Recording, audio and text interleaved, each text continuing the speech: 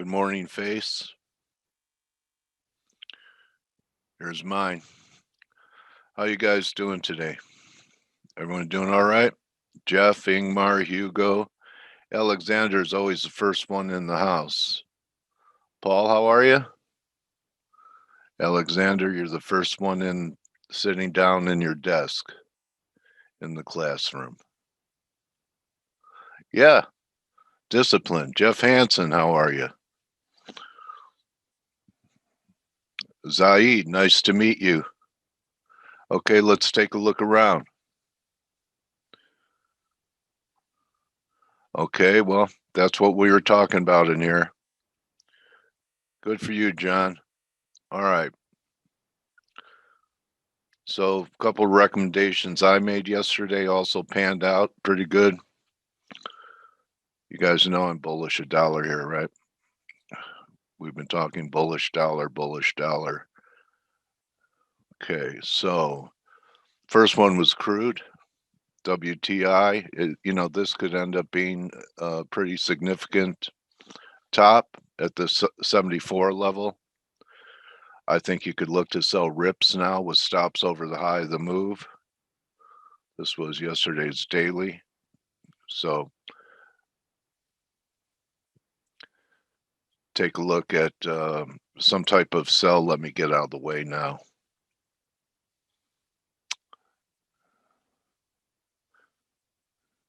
Okay, so we're cutting through the 9-day, and the 50-day comes in all the way back down around this high. This would be a natural place for it to come back to. Okay, big positive divergence on the 2-hour. You mean here, down here? Because this was a pretty classic 3 drive, right?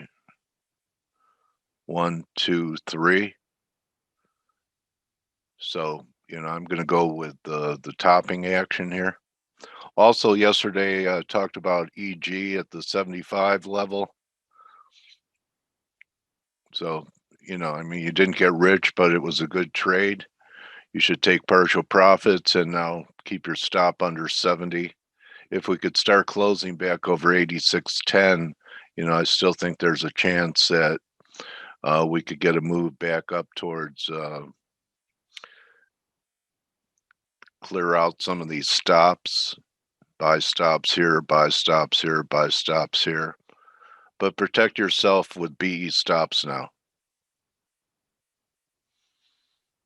Okay, Hugo, maybe you need to log out and log in because I'm pretty sure everyone else sees the chart. Yes, sir. Okay, Hugo. So, Stel, I'm glad you're here. I want to ask you something, and Steve too. Anything, man. Okay. Remember when silver was bottoming a long time ago, and they'd have these they would open silver like 50 cents lower, but you never saw a trade there. Then by the time it was through, the candle was through, you'd have these big wicks. Remember that when it was bottoming? Yes. Someone would it was almost like someone offered it and there were no bids. And then the first buyer took it all the way back up. VIX is displaying the same type of characteristic with these wicks here. To me, this smacks of accumulation. This stuff, even though we're making new lows, and here's a 3 right here. So just all these lower wicks, big lower wicks, they definitely don't look bearish. So it's exactly like you say.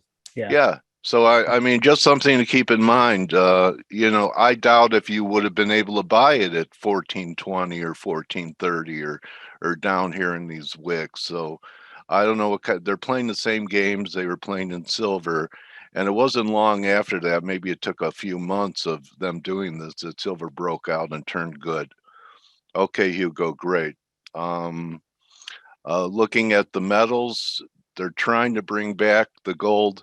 The only positive thing I could say about metals right now is that we might be getting closer to a reaction based upon what some of the miners are doing now. The miners look pretty lousy, but we might be getting a second drive. We are diverging on GDX, Let's see here. Newmont, you know, maybe it's bottoming, but you're starting to get some, you know, two drives here. You're getting the second drive. So gold hasn't made a new low. So, and, you know, the shares were weaker than the bullion, which was kind of a sign that we might get a sell-off in gold. Well, now it's starting to try and turn by posting lower lows, but look at the glaring divergence here. So just something else for bears to keep in mind, because you know, even if gold is bad, I can't be a seller down here. I could be a seller up here, and you know, maybe a buyer down here. Well, I know a lot of people looking for 1740, but you know, for a turnaround Tuesday shot, it's probably not a bad shot. You know, risking the lows and seeing if we could get some type of rally here in the gold. Maybe, you know, we're going to do it from here. Also, the silver even looks a little better.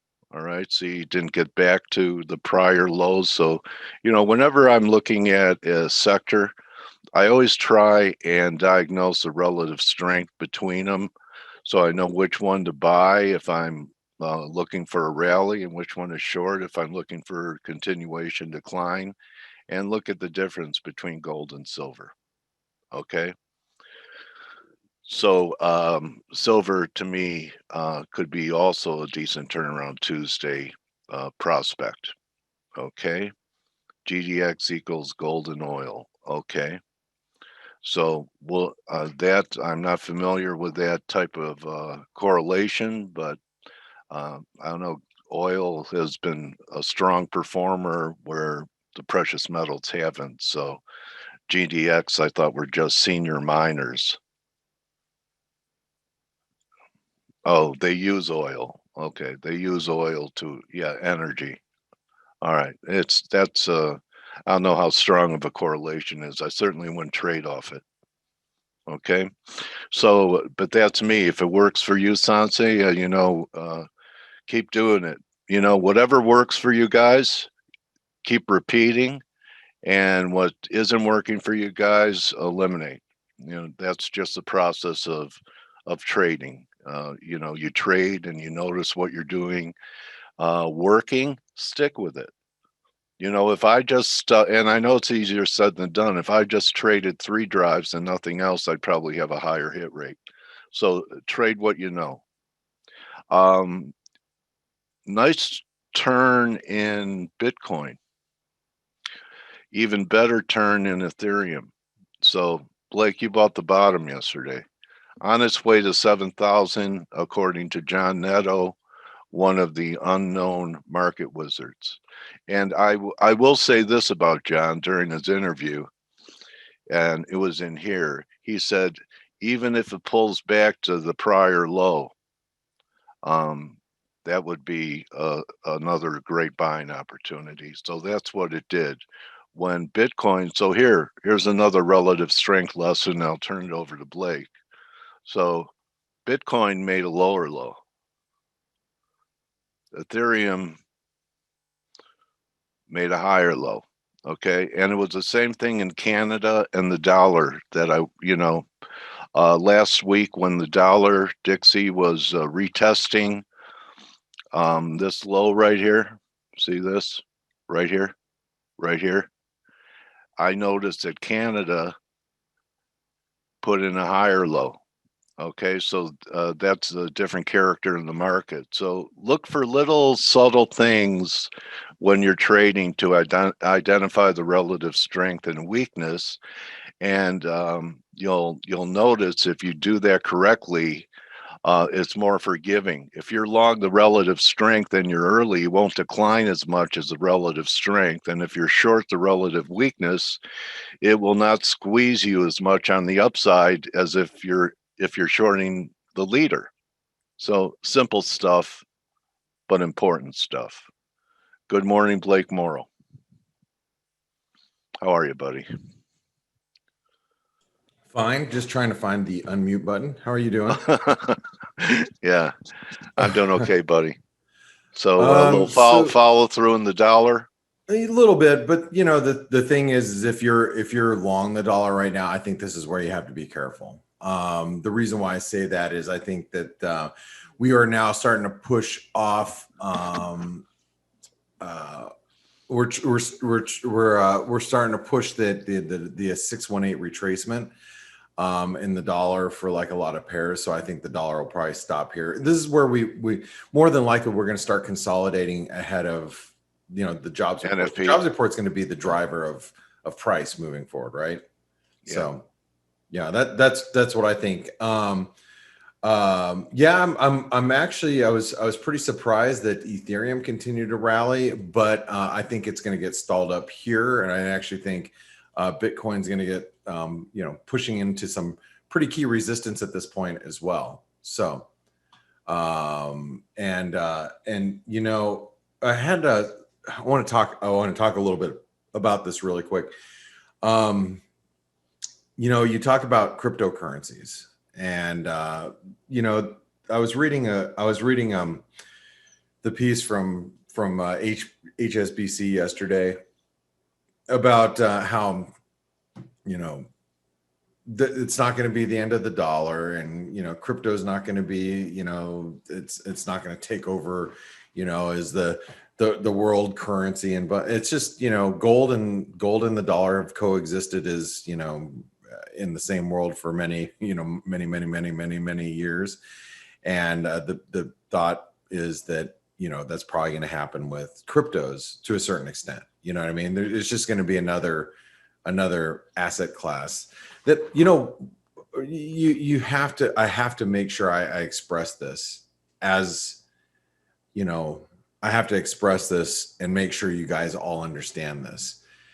Institutionally, there is buy-in, and Wall Street now has another vehicle to sell. Right, Dale? Wall Street has another vehicle to sell. They have another asset class that they can trade, they can sell it, they can make money off of it. They can milk it. They can milk it for all it's worth. Unless there's a fundamental flaw with crypto, it's not going anywhere. There are going to be, I firmly believe that most of the coins that you see will disappear, that are out there. I firmly believe that. I do believe there will be survivors. I do believe that technology behind cryptocurrencies will be here to stay. I think that there will be a massive shakeout, and you're going to be fortunate if you're holding the right ones. I truly believe that. But unless the technology is somehow flawed that no one sees right now, which it can be. I mean, you know, I'm just telling you guys my opinion. I just don't think they're going anywhere. And I'm hoping there is some sort of massive shakeout, because you want to be there, and you want to be there with, you know, cash ready when there is some sort of fallout. But I look at, like, you know, what's happening right now with price action. Yeah, we're seeing a bounce in Ethereum. This is not aggressive. Let me just, you know, show you the difference between aggressive and non-aggressive. Okay, this is non-aggressive. That is aggressive. Steve interrupting us is aggressive.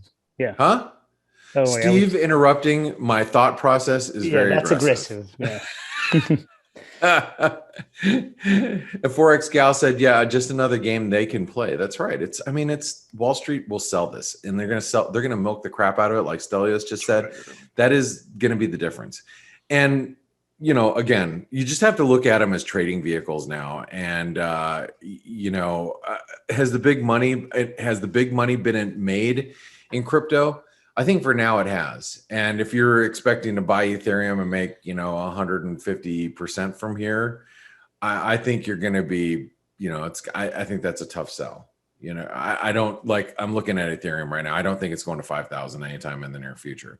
Yeah, I think your better bet is it's probably going to like 700, and then you're going to be able to play it, you know, 700 to 800, and you're going to be able to play it back to 2,500. I think that's going to be like the the gist of it, or you take Bitcoin, you can buy it at 20,000 and be able to sell it again at 35,000, something like back where we're at right now.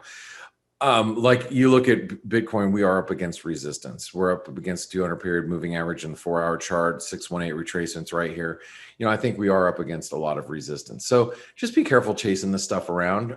If you're going to trade anything, as I explained during the Trader Fest presentation this weekend, let the market come to you. Pick the spots, the confluence levels that you want to trade at, and wait for it. Okay, that's what I think you should be doing. Now, there was a couple comments about gold. We were talking about this in the chat room about the Basel III, requirements that was announced last week about banks having to hold some physical versus. Anyway, we started getting in a conversation. The one thing I have to accentuate here is, and I think the point was, hey, maybe this is kind of bullish for gold.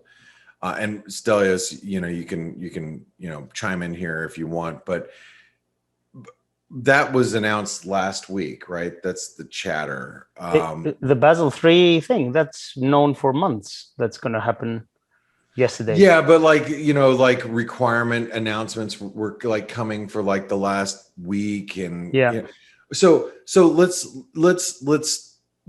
think about that for a second. You just said out of your mouth, it's been known for the last month, right? It's all priced in. Right. And one of the guys in our chat room was like, yeah, well, maybe the market's digesting it. I don't know. I've watched these pros on the street go, and they don't unless it's like a big monumental shift. I don't know how much they tend to think on things. It's maybe you might get a day of mulling things over, but a lot of times it's all about getting involved. Anyway, I look at gold and it's just not acting well. It really isn't. We're near pretty key support. This is the level that if you guys do our morning edge analysis with us every day, I think this number on gold has been prevalent for the last 2 weeks, maybe. And 1755, if we break that, I wouldn't want to be long gold. I just wouldn't. I don't think it, technically we point a lot lower than 1755. I mean, the 78% retracement comes in at 1730, but there's a risk that we could really, have a full-on failure, especially failing back below the 200-day moving average, not making new trend highs. I know traders that are stuck long gold right now, and they're long, and they're still long, and they're like, oh, you know what I mean? I don't know if they, it's been a couple of days since I've talked to them, but regardless, you get stuck, and then the market's just not bouncing for you. So you got to be really careful with precious metals here. As much as Stelios loves them, that doesn't mean anything. I actually think we have a big risk on Friday. I think we have a big risk of a surprise, which is going to bring metals lower. I think gold may be going $100 lower to that support. Yeah, 1675. I have to point out regarding the dollar. The dollar. Can I just say one more thing before people get agitated? I'm still very bullish in the medium term, so I'm going to use that as an opportunity to buy more. But I think we're at the risk of going lower. Okay. Yeah. I don't disagree with you, and I can't get out of my head the dollar index and how strong it is, right? And how shallow the pullbacks have been, how the 200-day moving average in the dollar index continues to hold, how the flag patterns, it's very,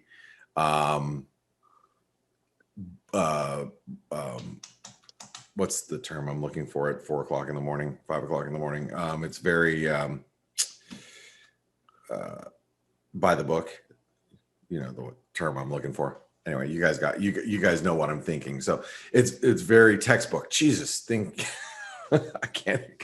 No help, by the way.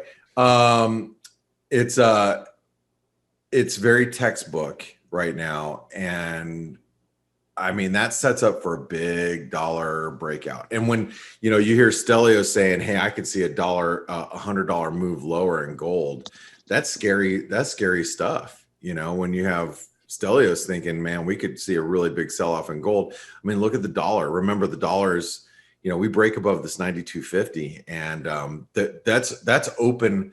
This becomes really open skies for the dollar at this point, because it's a triangle breakout. We're hitting basically nearing new highs of the year, and then think about all the poor positioning right now in the dollar index. I mean, we could really be trading around 94.50. I know Dale, you were saying, hey, the $95 level doesn't look bad in the dollar index, right? Yeah, I like your 1.618 up there. Yeah, I mean, what I have to reiterate, the entire market was bearish dollars going into this year. The entire market. The biggest trade of 2021 was the euro going back to 140. That's it. Paul said the flag is textbook, but it is not launched yet. Well, no kidding, it hasn't launched yet, Paul. Why do you think it hasn't launched yet? Who's going to take that risk in front of the non-farm payroll with last two jobs data is coming in weaker than expected? What institution is going to do that? Lehman Brothers. Oh no, wait. The fact of the matter is the dollar's holding up really well, right? And so you got to imagine, if we have a beat, everybody's going to step into long dollar. Of course everybody sees this. Everybody sees that the dollar is very buoyant right now. So you slap on a good piece of data, and this is not out of the question right there. So anyway, I mean, you would be an absolute moron right now to step in with big money in front of the jobs report. No institution, no risk manager is going to do that. Nobody. Not with serious money. I mean, Bugsy Siegel would when he was in Vegas a long time ago. Yeah, maybe, I guess. Yeah. But anyway. But he got killed anyway. The thing you have to imagine is the dollar is holding up well. Gold looks weak, and we're coming into, what could be a surprise. So why that is all very important when you mix it all together, because if I do start to double up on my dollar positions going into Friday afternoon, Friday morning after non-farm payroll, if it's a strong number, I'll add to those positions. I'll gladly stick with them, because if you've got people that are chasing the dollar higher now, and that stronger data could be give you a stronger US dollar, then on top of that, stronger data could mean weaker stocks, and weaker stocks will just accentuate the dollar strong positioning. It all adds up. So look, if you're a dollar bull, the best thing you can ask for this Friday is a strong piece of data or strong employment data, right? That would be it. So anyway, just some food for thought going into this week. But we still have a lot of data coming out this week. I mean, you look at our calendar of what we got going on. I mean, today, we don't have anything really going on today, do we? Case-Shiller, house price index. I mean, actually, that's probably, should be watching that data a little closer, because housing has been on such a tear. But we've got ADP tomorrow. We got PMIs coming in tomorrow, like Chicago PMI. Then you go into Thursday, we should have some services PMI, or the ISM manufacturing PMI, excuse me. We have, jobless claims, and then we have the non-farm payroll the next day. I mean, we're getting a lot of data ahead of Friday. So Anyway, Stelios, Steve, good morning, gents. I'm sorry, I didn't mean to, go off on a little bit of a tangent there, but no worries. How you doing today? Steve is picking up his son, so it's just me. I just wanted to just to put a little say something more about metals. I've been long gold, silver, and miners, and I was up 10-15% at some point. Where I'm now back down to where I was when I entered the position, so roughly flat. And when I entered, I thought, this is the size I want to be long. I only took half the size because I thought, if we do get a pullback, I want to add. So I'm waiting for that pullback. And if we do get $100 lower in gold, we're going to get a similar move in silver and miners, and I think that's going to be my trigger to go full size long. Got it. Now, and that's interesting. It's interesting that you point that out. Hey, Kevin just said it's also the end of second quarter tomorrow and end of the month. It is. Yeah, it is. And just so you guys know, I'm hearing that there's some dollar selling coming in for end of quarter, end of month, but nothing like too out of the not anything like super aggressive. Sometimes you get these end of month, end of quarter reads that are like hey, you need to start paying attention.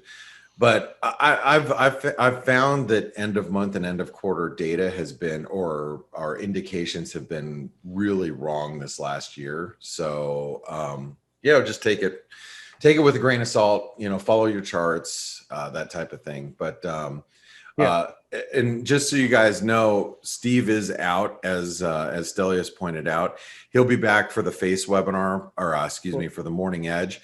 And guys, just if you want to join that, remember our Morning Edge webinar, the daily roundup that I do, going through the bias chart every day and finding all these levels and what our biases are for each of these pairs, is done every day in about 45 minutes from now.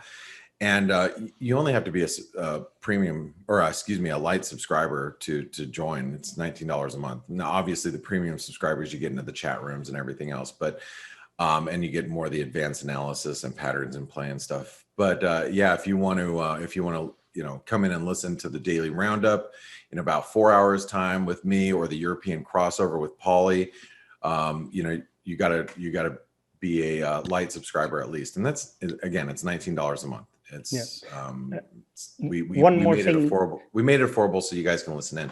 Steve will be there. He's not here because, as we all are dealing with COVID and school closings and yada yada yada, his son's in summer camp, which it really screws up with his shuttling back and forth, doesn't it, Stel? Yes, it does. Yeah, same here actually. But it's okay. It's okay. We work around it. We tried to do our best. So one more thing I wanted to say before we give it back to Dale. Something that's becoming a little bit more of an issue lately is this Delta variant of COVID. I'm feeling it personally because my brother is supposed to be coming here from the UK in 2 weeks' time. We're supposed to have holidays together, and many countries are now closing their borders to the UK, or they're not accepting tourists. So I'm keeping my fingers crossed that this is not going to be done in the next 2 weeks for our country. But just jokes aside, this is this variance seems to be a little bit more. Let's say dangerous than the original, and it's getting a little bit scary again. And I really do hope we don't get the same situation like last summer, where things almost kind of opened up and then we just closed down after summer again. We had another winter of this crap. So well, I'll tell you, Stelios, if you lived here where I live, no masks have been worn for a long time, and you know what, we're just fine. We lose people all the time. It's all right. It's kind of like war. We just lose some, and war. Good God! Strongest what is it good here. For? Absolutely nothing. Nothing.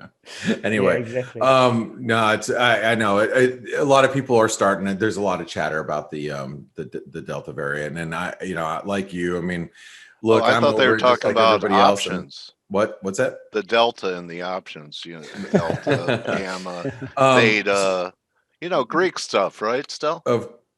Yeah. So just take a quick look really fast at like the euro dollar and the euros, flag patterns. You can see the cable.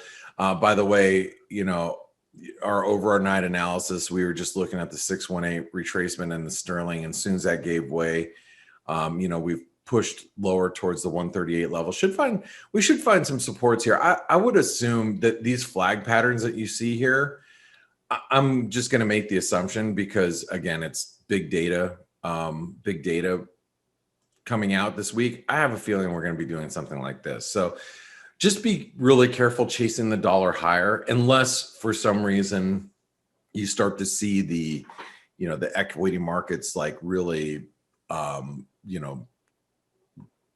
just, like fall for some odd reason. And if they do, then obviously the dollar's going to catch a bid. But for right now, I mean, with, you know, especially the ADP jobs report tomorrow, you know, with non-farm on Friday, you know, some PMIs coming out, just, and ISMs, just be careful getting too aggressively long the dollar. I know some of you are probably trying to position yourself long the dollar, and there's nothing wrong with that. Just, you know, be careful if you're not long already, is what I'm trying to say.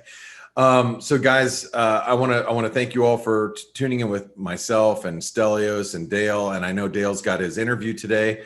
This is a new interview, isn't it? Yes, 2 in a row. 2 in a row. Look Awesome. at you. Yes. Both Female traders. Nice. Yeah. Nice.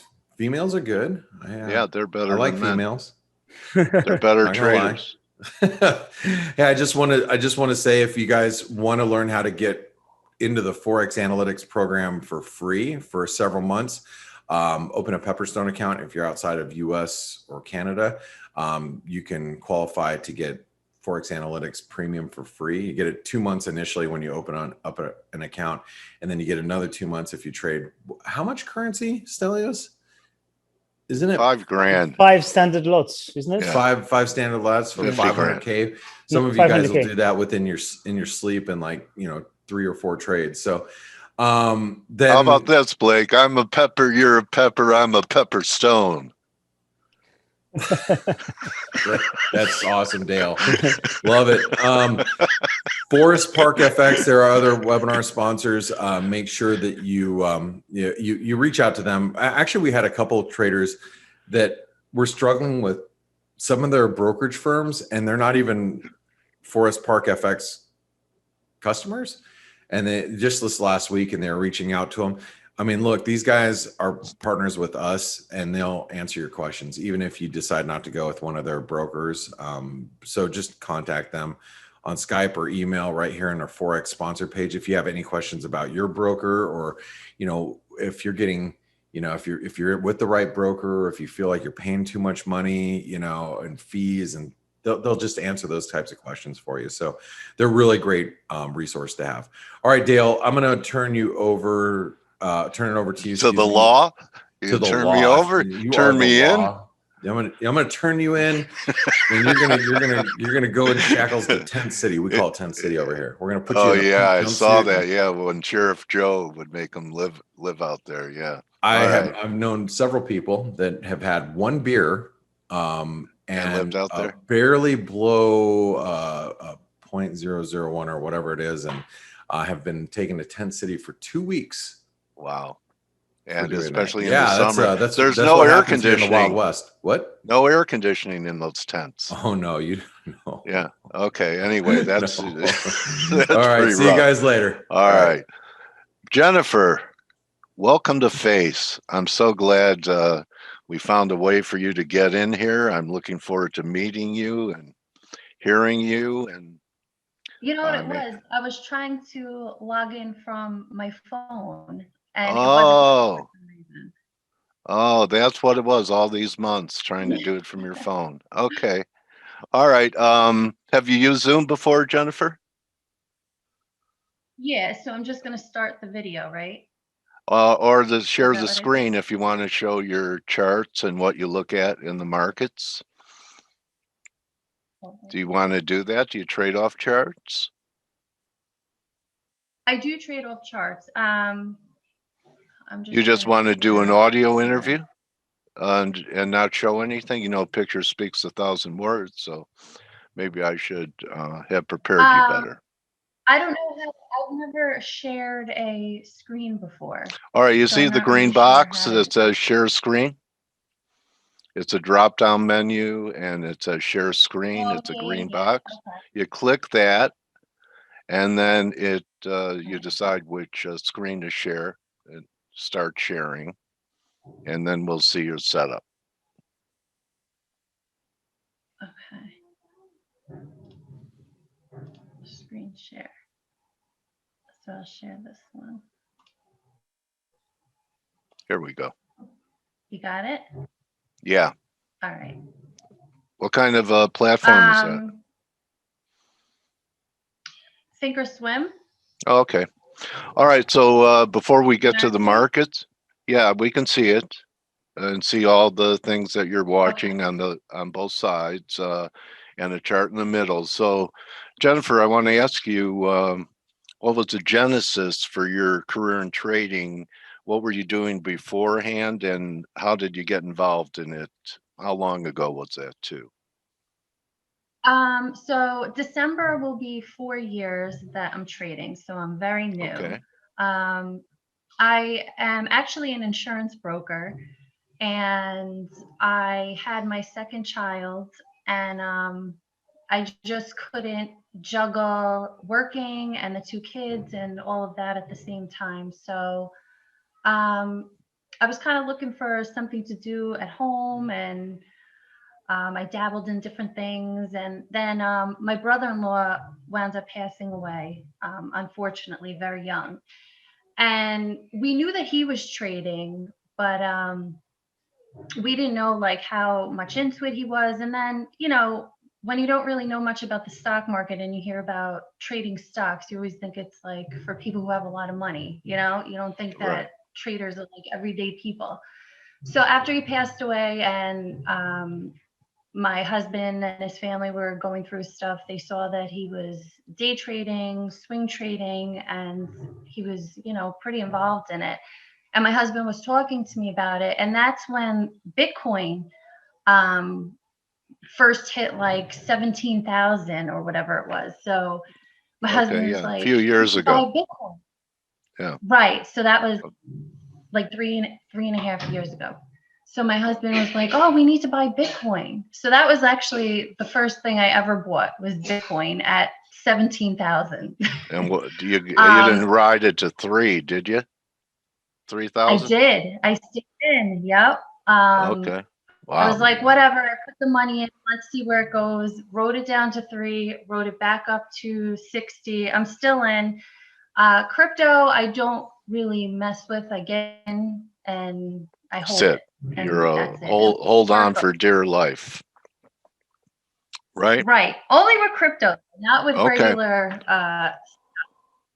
So then after Bitcoin, I started reading about the stock market, and I started dabbling in pennies and options, and you know, lost money.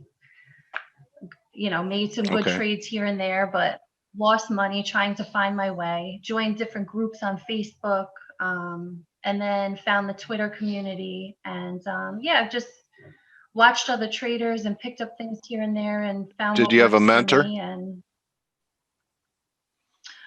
not really. I just, you know, the trading community is so helpful. You have, you know, people out there who have paid services and things like that, but then you have other people who are just willing to share their charts and show you how they trade and what they look for and things like that. There was this one guy on Facebook. I can't remember his name actually. It was a Facebook group I was in called The Firm, and Tom Cruise. Actually.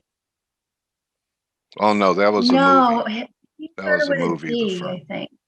Okay. Yeah, that was a movie. He taught me about the 20 EMA. Like if a stock is below the 20 EMA, once it closes above that 20 EMA, get in and hold on to it for a while. And it does work most of the time, where you watch that 20 EMA, if it's under it, get in as soon as it closes over it, and then ride it up to the next resistance level. So that's kind of what I do. And I've also found my own system now that I've been day trading a lot and short swings and things like that, where price action is big in my trading, the RSI, the MACD, candles. Any books that were influential? No, I've All right, you're never. pretty much self-taught, and you got lucky Yeah, because I mean, you really do need to have discernment on the internet for learning how to trade because there are a lot of scams. A lot of people saying they could sell you the secret. What do you think the secret is to trading, Jennifer?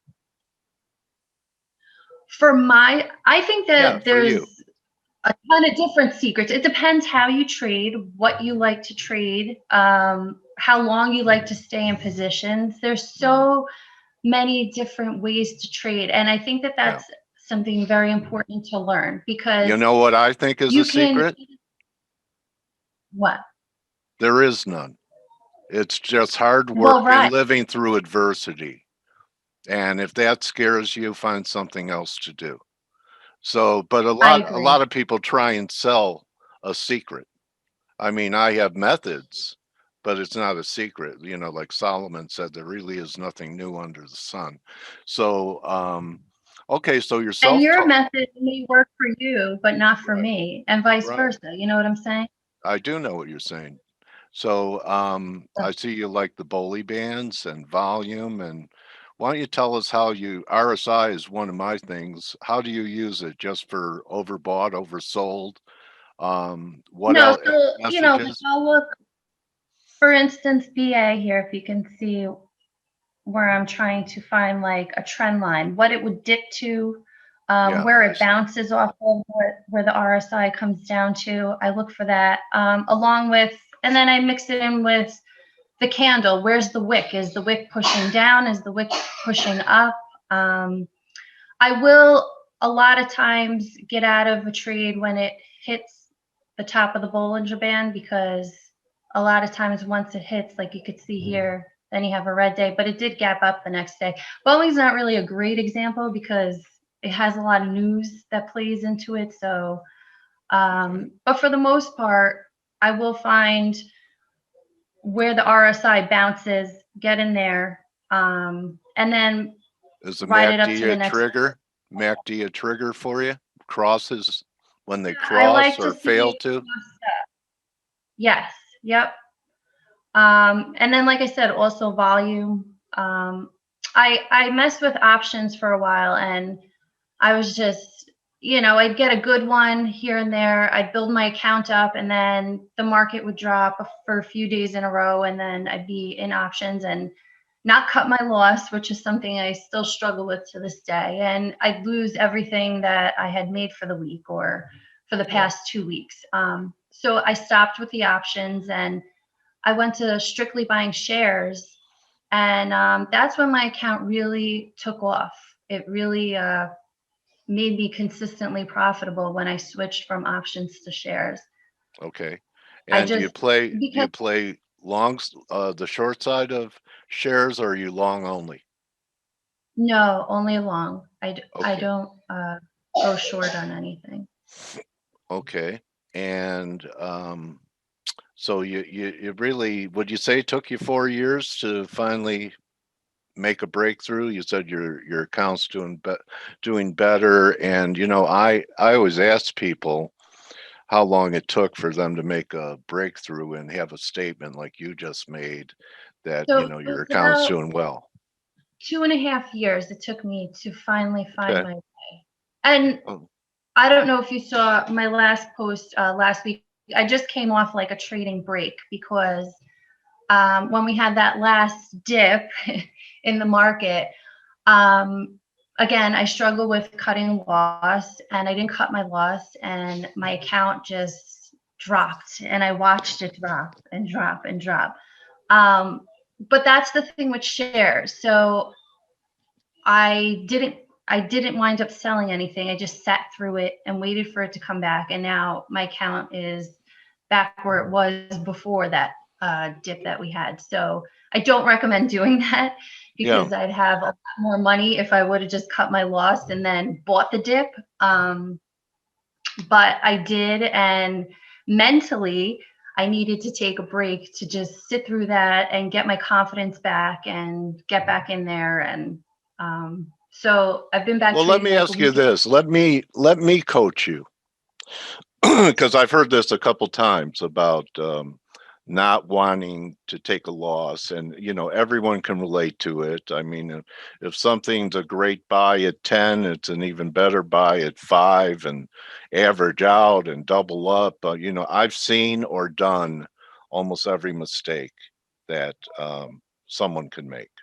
So when you have a plan to trade Boeing or any other issue, do you journal and write down why you're getting in the trade, where you're wrong on the trade? Say you're trading a bully band and it takes out the bully band support, that's your contingency. I think that if there's a difference between just staring at a chart and writing something down. It has something to do with neuro-linguistic programming.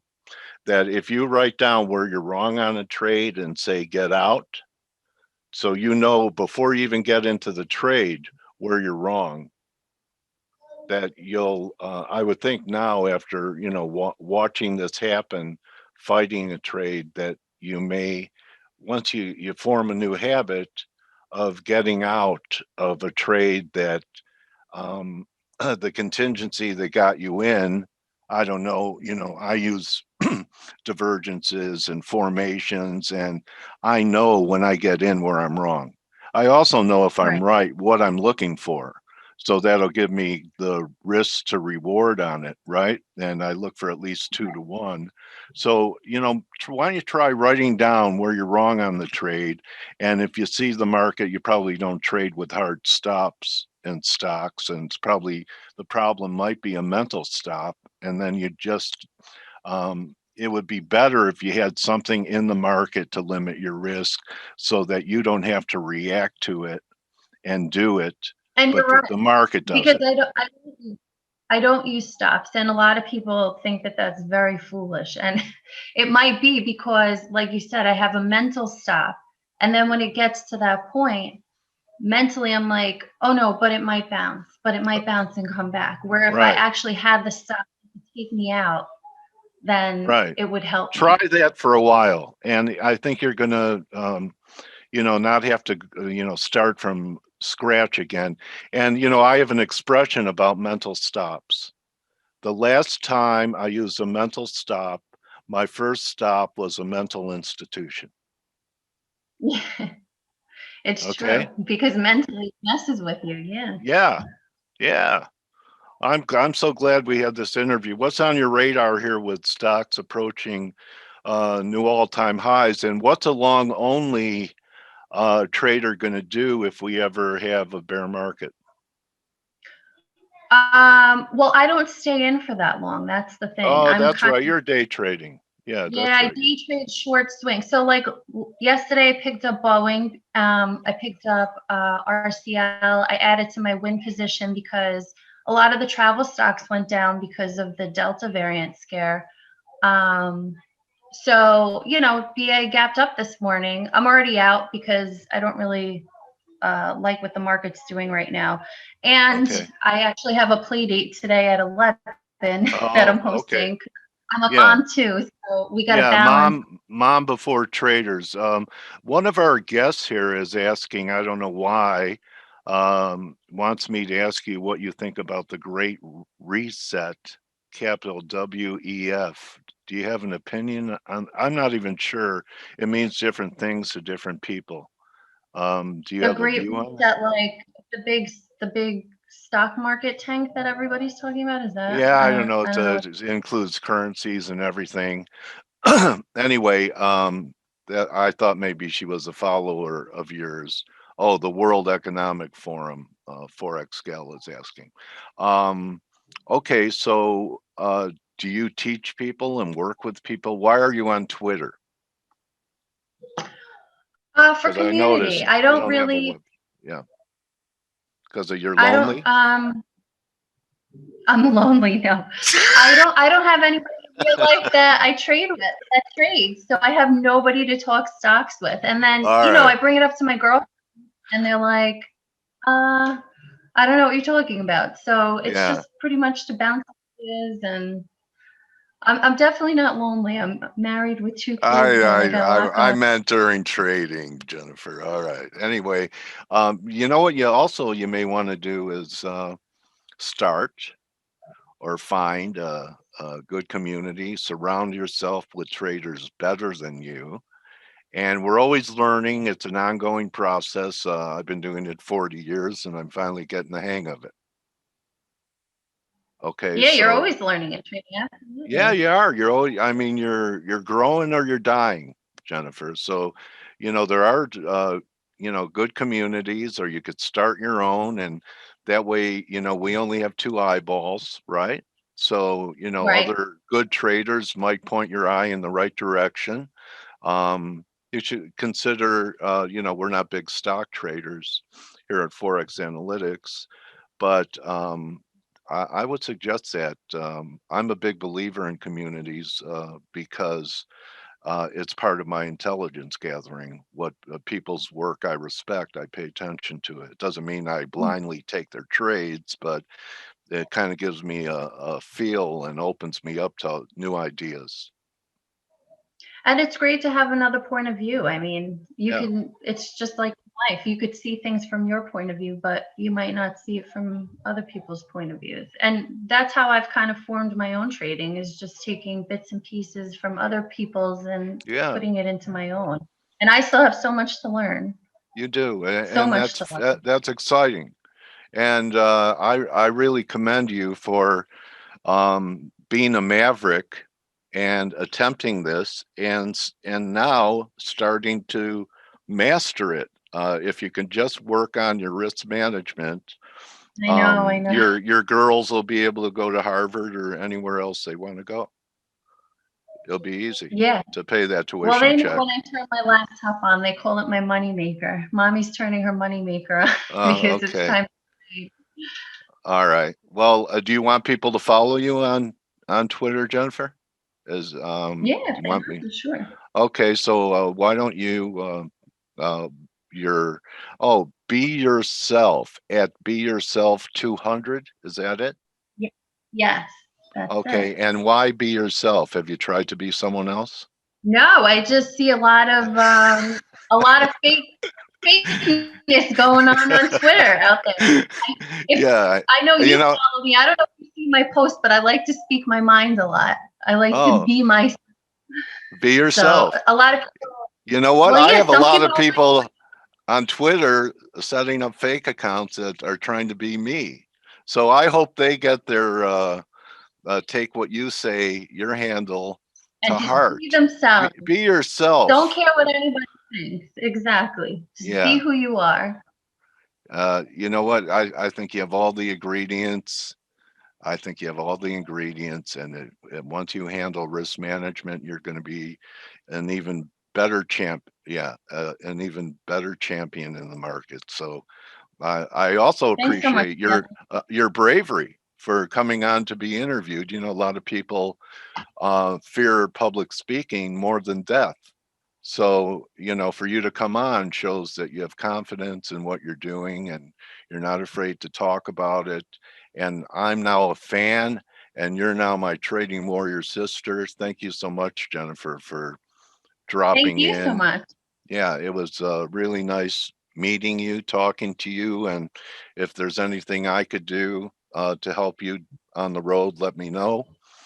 And that's it. I want to thank you for, you know, uh, spending some of your most valuable currency with us today, and that's time. Thank you very much, Jennifer. Good hunting to you. Thank you. Have a great day and happy trading today. All right. Everyone, you could follow Jennifer at Be Yourself 200. And maybe this could be the beginning. You want to hang out and share ideas with Jennifer. Maybe you want some help from Jennifer and her ideas, or you want to collaborate. That's how you could get it done.